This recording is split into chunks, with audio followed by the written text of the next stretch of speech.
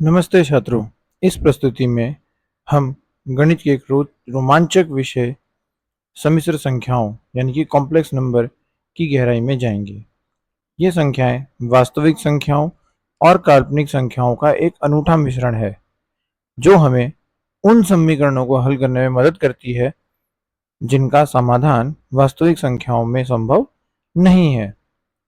हम इनकी परिभाषा, घटकों, विभिन्न प्रकारों और ज्यामितीय प्रतिनिधित्व को समझेंगे, जिससे आपको गणित की इस महत्वपूर्ण अवधारणा को समझने में आसानी होगी। मुख्य बिंदु जो रहेंगे हमारे इस वीडियो के वो हैं वास्तविक संख्याओं की सीमाएं, काल्पनिक इकाई आई, सम्मिश्र संख्या का स्वरूप, आई की घातों का चक्रीय क्रम और वास्तविक जीवन में उपयोग। सम्मिश्र संख्या, आवश्यकता और परिचय। आज हम जानेंगे कि गणित को एक नई दिशा देने वाली सम्मिश्र संख्या क्या है और हमें इसकी आवश्यकता क्यों पड़ी।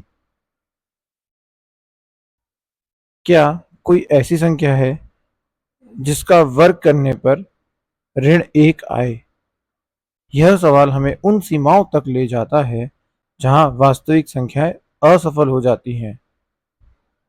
क्या हम √-1 निकाल सकते हैं? जरा सोचिए।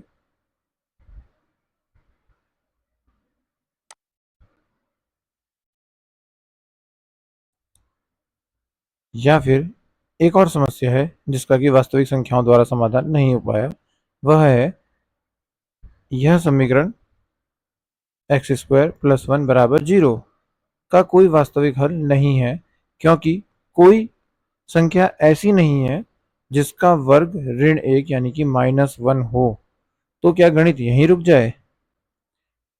इसी के समाधान के लिए जब आई ने जन्म लिया,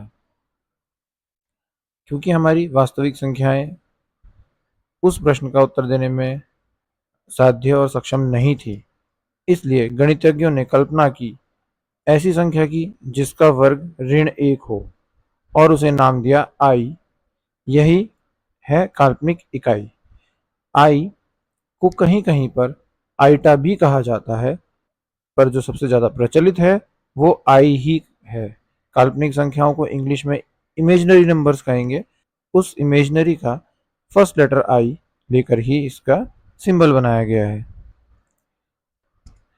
√-1 यानी कि ऋण 1 का वर्गमूल क्या होता है? तो गणित में ऋण 1 के वर्गमूल को परिभाषित नहीं किया जा सकता था।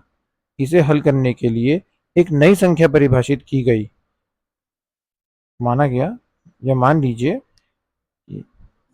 ऋण 1 का वर्गमूल बराबर आई, अर्थात आई का वर्ग बराबर ऋण 1।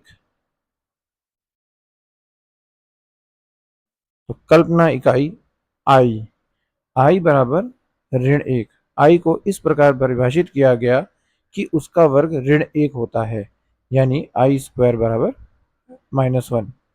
क्यों जरूरी है? कुछ समीकरणों जैसे x² + 1 = 0 का हल वास्तविक संख्याओं में नहीं मिलता। ऐसे में आई मदद करता है। तो आई के द्वारा क्या हुआ? एक नई दुनिया की शुरुआत। यह संख्या काल्पनिक जरूर है, लेकिन गणित, भौतिकी, इंजीनियरिंग में इसका प्रयोग बहुत महत्वपूर्ण है। काल्पनिक इकाई आई को ऋण 1 के वर्ग के रूप में परिभाषित किया गया है, जो हमें वास्तविक संख्याओं की सीमाओं से परे जाने की अनुमति देता है। यह गणित में एक मौलिक अवधारणा है जो सम्मिश्र संख्याओं की नींव रखती है। इस परिभाषा के साथ हम आई का वर्ग बराबर ऋण 1 प्राप्त करते हैं, जो कई गणितीय समीकरणों को हल करने के लिए महत्वपूर्ण है। उदाहरण के लिए ऋण 4 का वर्ग को 2i के रूप में व्यक्त किया जा सकता है, जिससे ऋणात्मक संख्याओं के वर्गमूल को संभालना संभव हो जाता है। i बराबर √-1 काल्पनिक इकाई की परिभाषा, जो हमें ऋणात्मक संख्याओं के वर्गमूल को व्यक्त करने की अनुमति देती है। i की घात 2 बराबर ऋण 1 काल्पनिक इकाई का वर्ग, जो सम्मिश्र संख्या गणनाओं में एक महत्वपूर्ण परिणाम है। ऋण 4 का वर्गमूल बराबर 2i एक उदाहरण जो दर्शाता है कि काल्पनिक इकाई का उपयोग करके ऋणात्मक वर्गमूलों को कैसे हल किया जाता है। आई की घातें।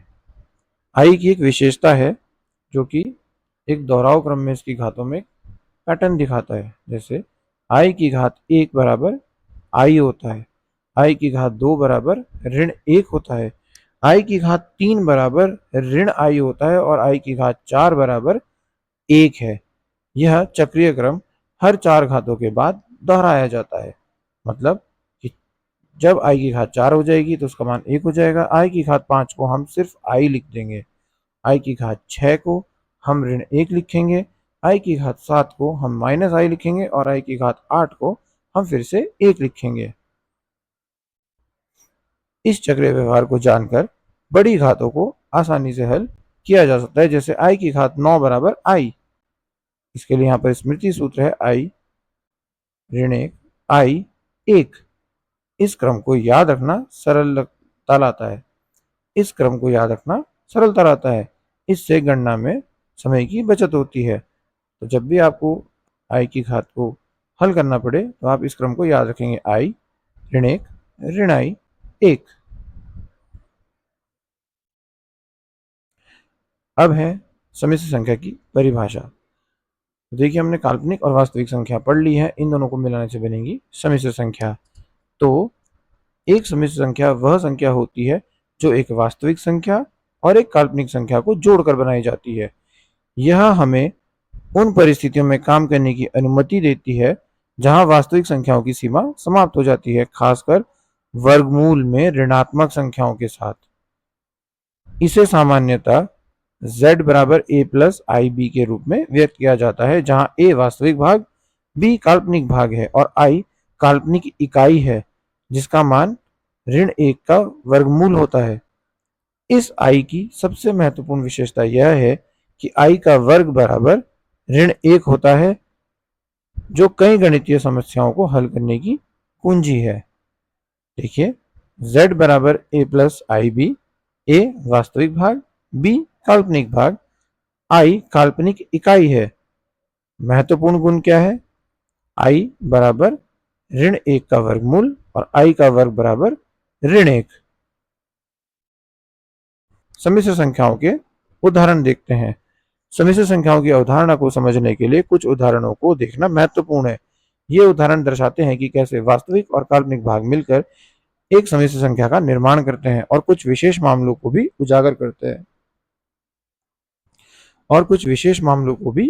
करते हैं देखिए जैसे z बराबर 2 प्लस 3 आई, यह एक मानक सम्मिश्र संख्या है जिसमें 2 वास्तविक भाग है और 3 आई इसका काल्पनिक भाग है।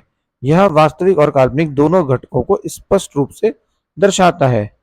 अब एक दूसरी स्थिति है जहां पर z बराबर -5 प्लस 0 आई, यानी कि z बराबर ऋण 5 प्लस 0 आई। इस उदाहरण में काल्पनिक भाग 0 आई है। यह केवल एक वास्तविक संख्या ऋण 5 का प्रतिनिधित्व करता है, जो दर्शाता है कि सभी वास्तविक संख्याएं भी सम्मिश्र संख्याओं का एक उपसमुच्चय है। क्योंकि हम यहाँ से 0 की जब आई से गुणा होगी तो ये 0 हो जाएगा, तो इस पद को हटा सकते हैं, तो क्या बचेगा? सिर्फ ऋण 5। तो मतलब प्रत्येक जो हमारे पास वास्तविक संख्या है वो भी एक सम्मिश्र संख्या का रूप है, क्योंकि उसमें जो काल्पनिक भाग है वो क्या होता है? 0 होता है। फिर आ जाइए, एक तीसरी स्थिति है कि z बराबर 0 प्लस 4 आई। यहाँ वास्तविक भाग 0 है और संख्या केवल काल्पनिक भाग 4 आई के रूप में मौजूद है। इसे शुद्ध काल्पनिक संख्या कहा जाता है। तो देखिए मैं आपको तीनों स्थितियां दिखा चुका हूं। एक, जब वास्तविक और काल्पनिक भाग दोनों उपस्थित हो। दूसरी, जब केवल वास्तविक भाग हो, काल्पनिक भाग ना लिखा गया हो या 0 हो। और तीसरी, जब वास्तविक भाग ना लिखा गया हो या 0 हो और काल्पनिक भाग उपस्थित हो। अब है वास्तविक और काल्पनिक भाग की पहचान। किसी भी सम्मिश्र संख्या z बराबर a प्लस आई बी में a और b की पहचान करना फंडामेंटल है, मतलब ये इसका एक मूल गुण है। a को वास्तविक भाग कहा जाता है और इसे क्योंकि इंग्लिश में वास्तविक को रियल कहते हैं तो REZ से दर्शाया जाता है। इसी तरह बी को काल्पनिक इमेजिनरी कहा जाता है तो इसे हम IMZ से दर्शाते हैं। यह ध्यान रखना महत्वपूर्ण है कि बी केवल गुणांक है, आई इसमें शामिल नहीं होता है। तो वास्तविक भाग यानी कि रियल जेड ए, काल्पनिक भाग इमेजिनरी जेड बी। उदाहरण के लिए यदि हमारे पास समित संख्या z बराबर 5-7i है तो इसका जो रियल z यानी कि वास्तविक भाग है वो क्या होगा, वास्तविक, क्योंकि a का मान 5 है इसलिए वो 5 होगा। और जो इसका काल्पनिक मान है वो क्या होगा, -7। आई के साथ आने वाले गुणांक पर ध्यान रखिएगा, ये इसका काल्पनिक भाग है। तो ये आपको दिखा देगा कि क्या काल्पनिक है और क्या वास्तविक है। अब समिश्र संख्याओं की श्रेणियां। समिश्र संख्याओं को उनके वास्तविक और काल्पनिक भागों के मानों के आधार पर विभिन्न श्रेणियों में वर्गीकृत किया जा सकता है। यह वर्गीकरण हमें उनकी प्रकृति को बेहतर ढंग से समझने में मदद करता है और उन्हें विभिन्न गणितीय संदर्भों में पहचानने में सहायक होता है। एक है शुद्ध वास्तविक संख्या। जब काल्पनिक भाग b बराबर 0 होता है तो समिश्र संख्या केवल एक वास्तविक संख्या होती है। उदाहरण के लिए 4, -7, 2 का वर्गमूल। अब शुद्ध काल्पनिक संख्याएं। जब वास्तविक भाग a बराबर 0 होता है तो समिश्र संख्या केवल एक काल्पनिक संख्या होती है। उदाहरण के लिए 3i -5i। ये जो है ये है शुद्ध काल्पनिक संख्याएं। समिश्र संख्या जब a 0 ना हो और b भी 0 ना हो, दोनों होते हैं, तो यह एक पूर्ण समिश्र संख्या होती है। मतलब कि a का भी कुछ मान हो और b का भी कुछ मान हो। उदाहरण के लिए 2 + 3i, इसमें क्या है, वास्तविक भाग 2 है, काल्पनिक भाग 3i है। दूसरा उदाहरण है -1 - 4i, ये भी एक क्या है, समिश्र संख्या है।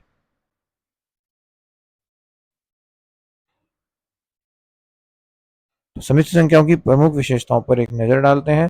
हमने समिश्र संख्याओं के कई महत्वपूर्ण पहलुओं को कवर किया है। अब आइए एक त्वरित सारांश के माध्यम से सभी प्रमुख विशेषताओं को एक साथ देखें। यह तालिका आपको महत्वपूर्ण अवधारणाओं को आसानी से याद रखने में मदद करेगी। तो विशेषता और विवरण। पहला रूप, z बराबर a प्लस आइटा b या z बराबर a प्लस आई बी। वास्तविक भाग इसमें a होता है, काल्पनिक भाग b होता है और इसका परिमाण होता है z का मॉड। ये मैं आपको अगली वीडियो में समझाऊंगा कि इसका परिमाण संयुग्म क्या होता है। अब आपको कुछ अभ्यास के लिए प्रश्न दिए गए हैं, आप इनको हल कीजिएगा। तो आज हमने समिश्र संख्याओं की दुनिया में एक गहरा गोता लगाया, उनकी परिभाषा से लेकर उनके ज्यामितीय प्रतिनिधित्व और महत्वपूर्ण गुणों तक। आपने सीखा कि कैसे वास्तविक और काल्पनिक भाग मिलाकर एक नई प्रकार की संख्या बनाते हैं जो गणित में असीम संभावनाओं को खोलती है। यह अवधारणा न केवल सैद्धांतिक गणित के लिए महत्वपूर्ण है बल्कि भौतिकी, इंजीनियरिंग और कंप्यूटर विज्ञान जैसे कई क्षेत्रों में भी इसके व्यापक अनुप्रयोग है। यह ज्ञान आपके गणितीय कौशल को मजबूत करेगा और आपको अधिक जटिल समस्याओं को हल करने में सक्षम बनाएगा। आगे एक कदम में हम क्या करेंगे, एक समिश्र संख्याओं पर आधारित अभ्यास प्रश्न हल करेंगे आप। दूसरा जो मैं आगामी वीडियो दूंगा उसमें हम समिश्र संख्याओं के योग, घटाव, गुणा, भाग और संक्रियाओं का अध्ययन करेंगे। तो मिलते हैं आपको अगले वीडियो में, तब तक के लिए धन्यवाद।